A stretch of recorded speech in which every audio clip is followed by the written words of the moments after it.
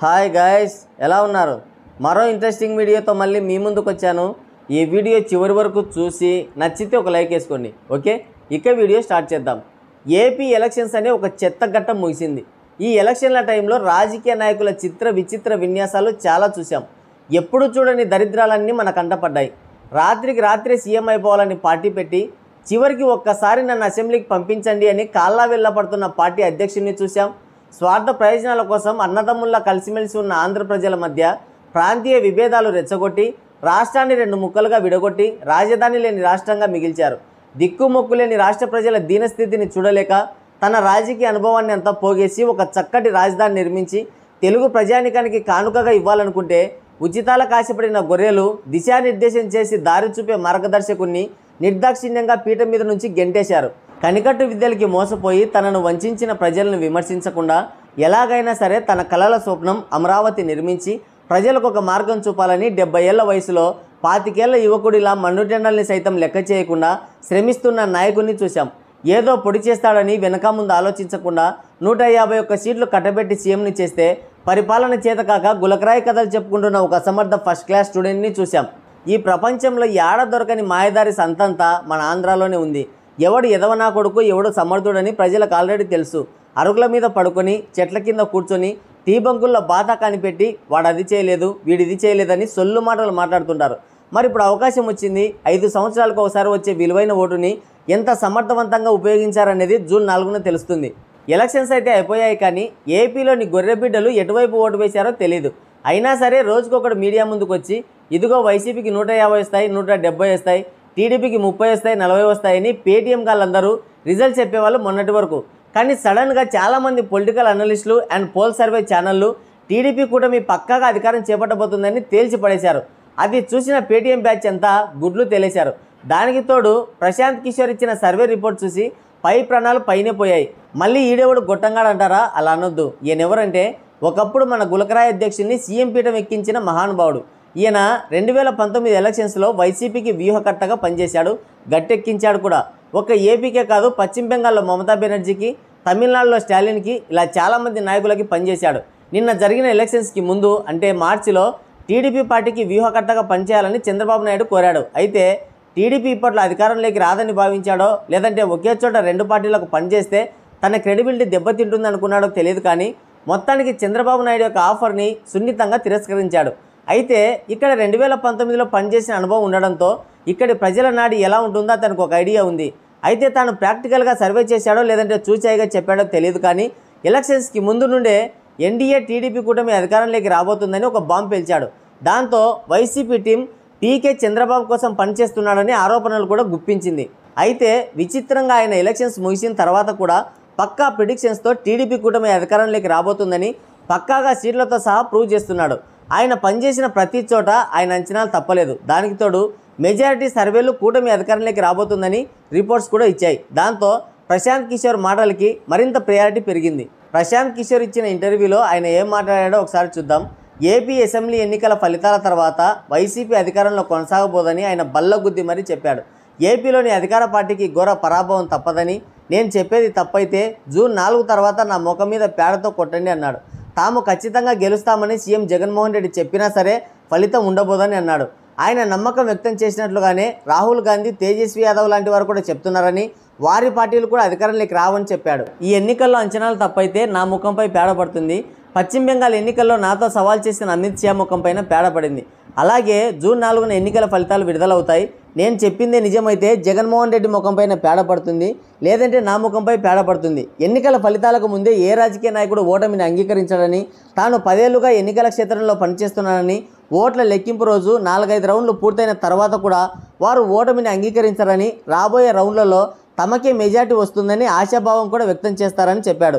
ఇటు చంద్రబాబు కూడా గెలుస్తామని చెప్పుకుంటున్నాడు. అయితే జగన్ మాత్రం గతంలో కంటే ఎక్కువ సీట్లు గెలుస్తామని చెప్పుకుంటున్నాడు. అది జరగని పని. నా ప్రెడిక్షన్ తప్ప ఒప్ప అనేది మీకు జూన్ 4వ తేదీన తెలుస్తుందని పీకే ఇంటర్వ్యూలో తెలిపారు.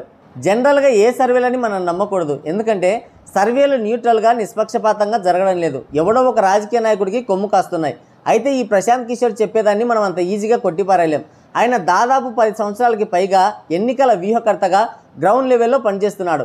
వైఎస్ జగన్మోహన్ రెడ్డి, మమతా బెనర్జీ, స్టాలిన్ లాంటి నాయకులని విజయవంతంగా అధికార పీఠం మీద కూర్చోబెట్టాడు. ఒకవేళ తను చెప్పేది తప్పైతే దాదాపుగా ఆయన వ్యూహకర్తగా పనిచేస్తున్న జీవితానికి ఫుల్ స్టాప్ పడుతుంది. పైగా ఆయన ప్రస్తుతం ఏ పార్టీకి వ్యూహకర్తగా కూడా పనిచేయడం లేదు. దానికి తోడు మన ఆంధ్రాలో పనిచేసిన అనుభవం కూడా ఉంది కాబట్టి ఆయన మాటల్ని అంత తేలిగ్గా తీసి పారలేం. సరే, ఆయన చెప్పిన దాన్ని బట్టి అధికార ప్రతిపక్షాల నమ్మకాన్ని బట్టి మనం కూడా విశ్లేషిద్దాం. మొన్న జరిగిన అసెంబ్లీ ఎలక్షన్స్లో పోలైన ఓట్ల శాతం 81.86% అని ఈసీ అధికారికంగా ప్రకటించింది. 2019లో పోలైన ఓటింగ్ శాతం కంటే కూడా ఇది ఎక్కువ అన్నమాట. అంటే 2019లో 80.39% ఓటింగ్ జరిగింది. దీన్ని బట్టి చూస్తే గతంలో కంటే ఎక్కువ ఓటింగ్ శాతం పెరిగింది కాబట్టి ఇది ఖచ్చితంగా అధికార పార్టీ మీద వ్యతిరేకతే. అందుకే మేమే అధికారంలోకి రాబోతున్నామని ప్రతిపక్షాలు మాట్లాడుకుంటున్నాయి. ఆ విధంగా చూస్తే వాళ్ళు చెప్పింది కూడా కరెక్టే అవుతుంది. ఎందుకంటే అధికార పార్టీ పైన వ్యతిరేకత మరీ ఎక్కువైతే ఎలాగైనా సరే వారిని గద్దె దించాలని ప్రజలు పోలింగ్ కేంద్రానికి పోటెత్తుతారు. 2014లో 78.5% పోలింగ్ నమోదైతే 2019 వచ్చేసరికి అది 80% పైనే వచ్చింది. దీన్ని బట్టి చూస్తే అధికార వైసీపీకి ఎదురు దెబ్బే అని చెప్పాలి.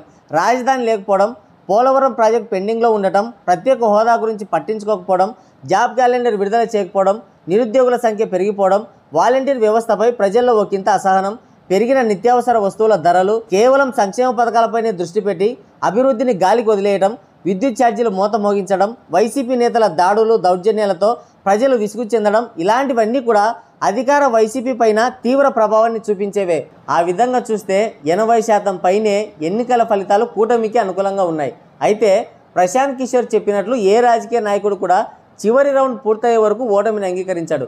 ఇక అధికార పార్టీ నాయకుల వెర్షన్ ఏంటంటే 2004లో జరిగిన ఎలక్షన్స్లో చంద్రబాబు నాయుడిని ఓడించి అధికార పగ్గాలు చేపట్టిన వైఎస్ రాజశేఖర రెడ్డి తర్వాత 2009లో జరిగిన ఎలక్షన్స్లో వరుసగా రెండోసారి అధికారం చేపట్టాడు.